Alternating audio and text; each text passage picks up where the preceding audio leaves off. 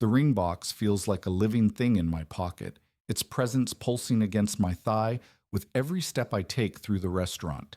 I've developed a nervous tic. Every few minutes, my fingers creep into my jacket to brush against the velvet case, not to confirm it's still there, but to feel that electric jolt of anticipation coursing through me. 3 weeks ago at the jeweler's, I must have looked like a madman. "Show me the diamond in sunlight again," I demanded, then under the store's fluorescence, then by candlelight.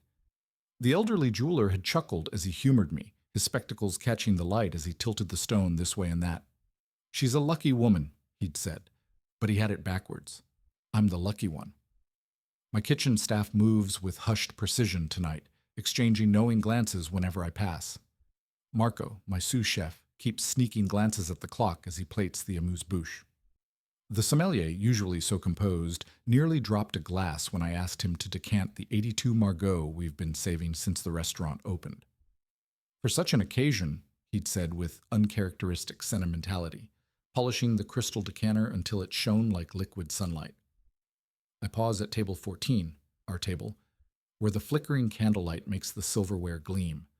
My fingers automatically straighten the single burgundy rose in its crystal vase, its petals just beginning to unfurl. The reservation book lies open nearby, her name circled in red ink that's slightly smudged from how many times I've touched it today.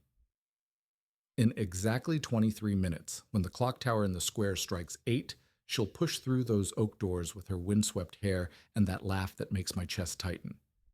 And then The ice in her water glass has melted into crescent moons against the crystal. I check my watch again. 8:23 p.m. 28 minutes late. She's always late, I remind myself, running a thumb along the edge of the tablecloth. It's part of her charm. The first time we met, she'd shown up 30 minutes past our reservation, her cheeks flushed from running, her sundress wrinkled from the summer heat. Traffic, she'd lied, though I'd later learned she'd been pacing her apartment, psyching herself up for our blind date.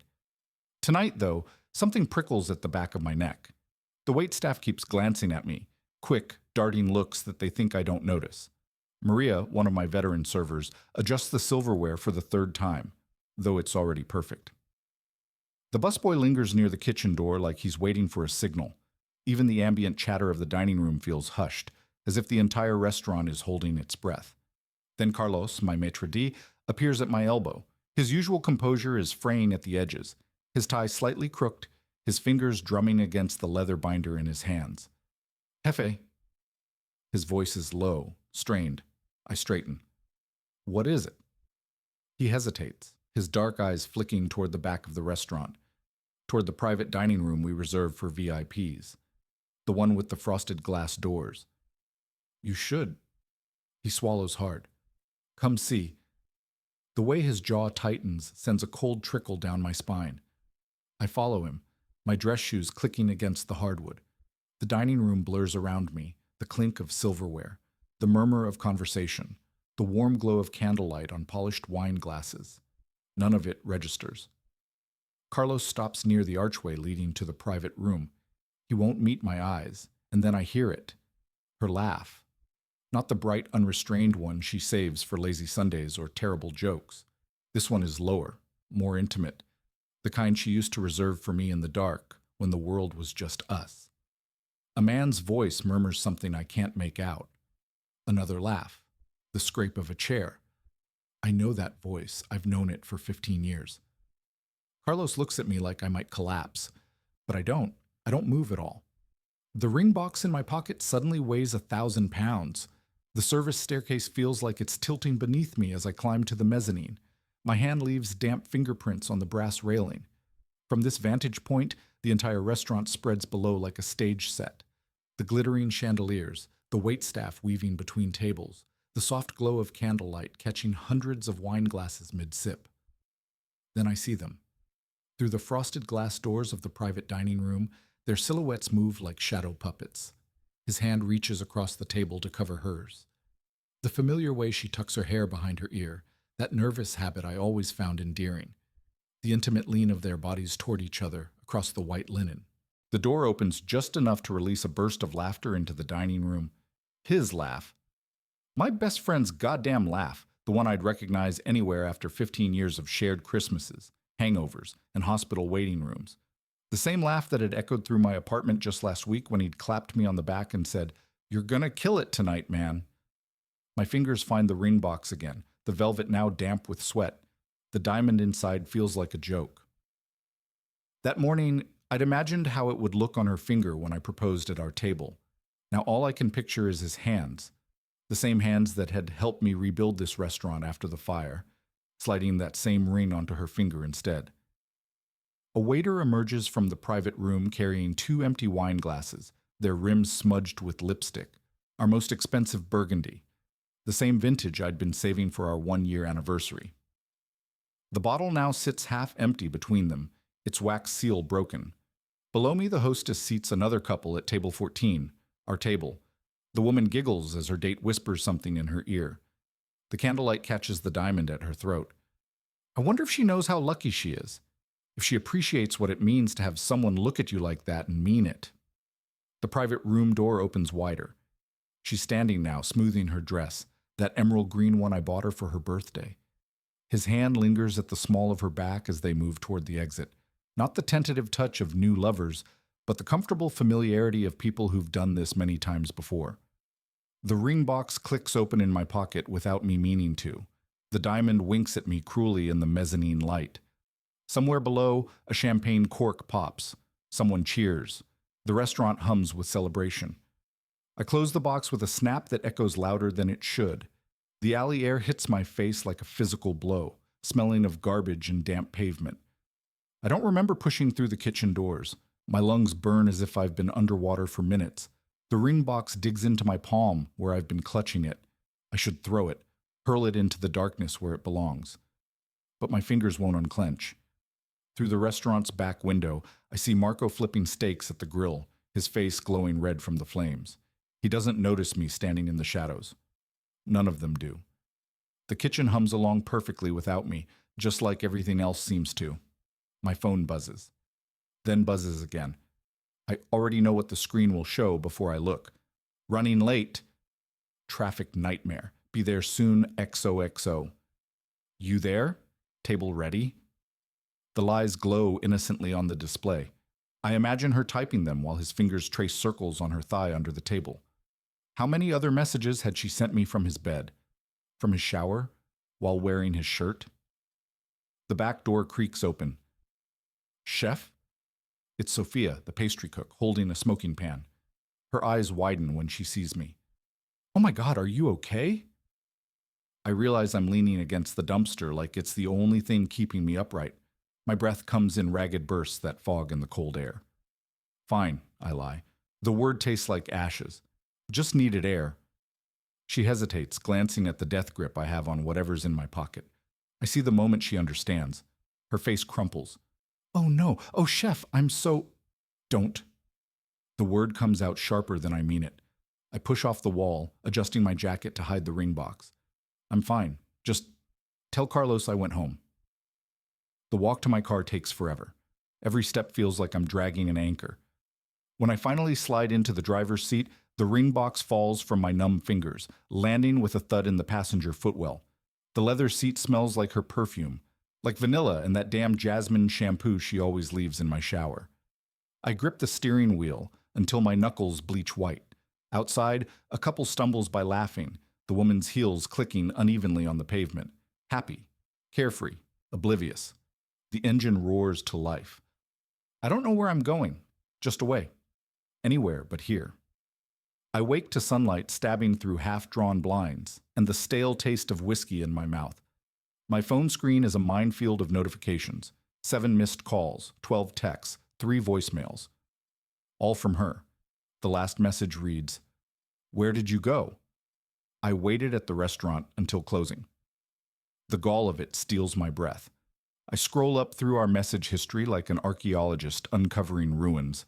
All those little heart emojis and miss you notes now curdle in my throat. I zoom in on a selfie she sent me last month, her wearing my favorite shirt, the one that went missing weeks ago. The collar's stretched, too big for her, because it wasn't mine at all. It was his. My thumb hovers over the photo album labeled Us. The first picture loads, our weekend in Napa, her laughing with grapevines framing her face. Then the next, Christmas morning, her curled against me in matching pajamas.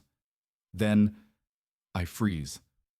There, in the background of our New Year's Eve photo, barely visible behind the champagne flutes, his hand on her waist, a possessive touch that predates tonight by months.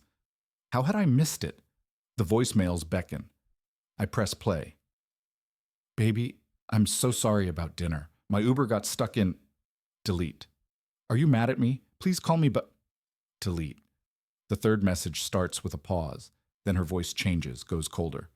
Okay, if you're going to ghost me over being 30 minutes late, maybe we have bigger I smash the delete button so hard the phone clatters to the floor. When I pick it up, my photo app has switched to recently deleted.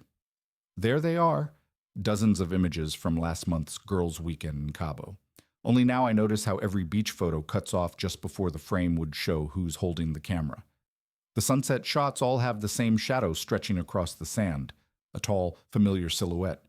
My stomach heaves. I open our shared calendar next. All those nights marked work late, or book club, or Jen's birthday drinks. How many had been lies? I count back. 12 suspicious absences in 3 months. 12 nights she'd come home smelling faintly of his cologne, which she'd explained away as hugging goodbye at the restaurant. The final blow comes when I check our shared Uber account. Last Tuesday's ride didn't go to her friend Rachel's apartment like she'd told me. The trip ended at his condo building. At 11:37 p.m., the phone slips from my fingers again. On the floor, the screen still shows that damning map route, a glowing trail of betrayal stretching across the city. Somewhere in the apartment, a clock ticks. The refrigerator hums. Normal sounds in a world that no longer makes sense. I wait exactly 7 days before inviting them both to dinner. The message is simple. Miss you guys. Private dining room. 8 p.m. Let's celebrate. No explanation, no hint that I know. Just the kind of casual text I would have sent a month ago, back when I still trusted them. Carlos pales when I tell him the plan. Jefe, you can't... I'm cooking for them myself, I say, sharpening my chef's knife with slow, deliberate strokes. The blade glints under the kitchen lights. The private dining room looks different now. I've removed the romantic candles, replaced them with harsh overhead lighting. The table is set for 3, but the place settings are uneven, too close together so their elbows will brush when they reach for the bread basket. She arrives first, wearing the emerald dress again. Her smile is too bright, her hug too tight. I've missed you so much. She breathes into my shoulder. Her perfume smells wrong, something darker, spicier than her usual scent. His favorite. Where have you been all week? She asks, pulling back to search my face. I smile. Just working. Then he strides in, clapping me on the back like always. Sorry I'm late, brother. The same words he used at my mother's funeral, the same sheepish grin. I watch their bodies react to each other, the way her pulse jumps in her throat when he leans in to kiss her cheek, the way his hand accidentally grazes her waist as he pulls out her chair. They think they're being subtle. They're not. The first course is oysters, the expensive Kumamotos she loves. I serve them myself, placing each shell precisely on the black slate between them. To friendship, I toast, raising my glass. They clink with me, their eyes meeting over the rims. A secret toast within a toast. The second course is beef Wellington, his favorite. I made it rare, just how he likes it. The pastry cracks perfectly under his fork, releasing a puff of rosemary-scented steam. Damn, this is incredible, he moans, wiping blood from his lips with my linen napkin. I don't eat, just watch. By dessert, a chocolate torte with raspberry coulis, they've relaxed. Their knees touch under the table. His pinky finger strokes her wrist whenever I turn to the wine cabinet. That's when I take the ring box from my pocket. Not to propose, but to set it gently between their plates. Unopened.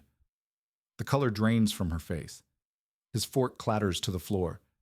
I don't say a word, just walk out as she starts sobbing. The kitchen staff parts silently to let me pass. Behind me I hear him calling my name, not brother this time, but I don't turn around. The back door swings shut with finality. Somewhere in the dining room a champagne cork pops.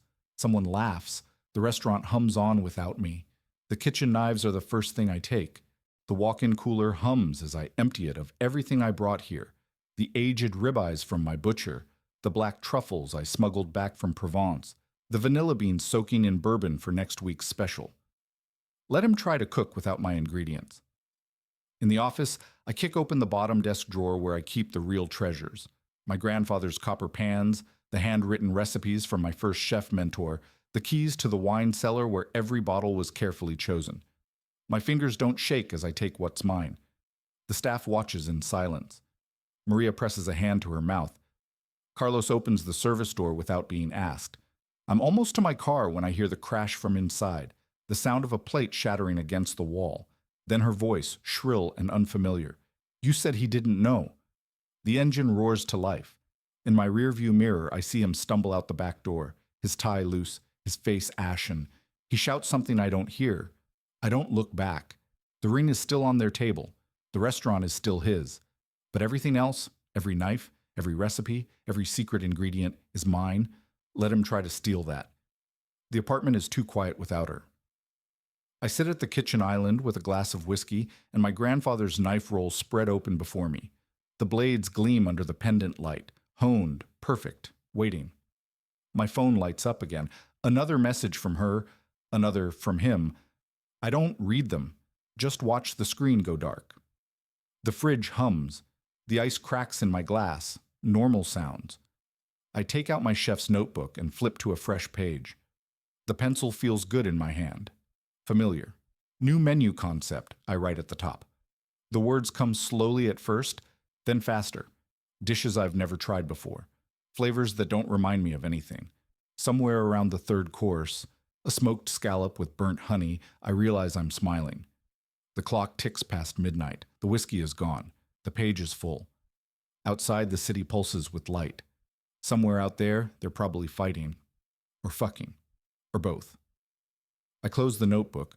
Tomorrow I'll start looking for a new space. Smaller this time, just mine. Tonight, I sharpen my knives. The steel sings against the whetstone, a clean, bright sound that drowns out everything else.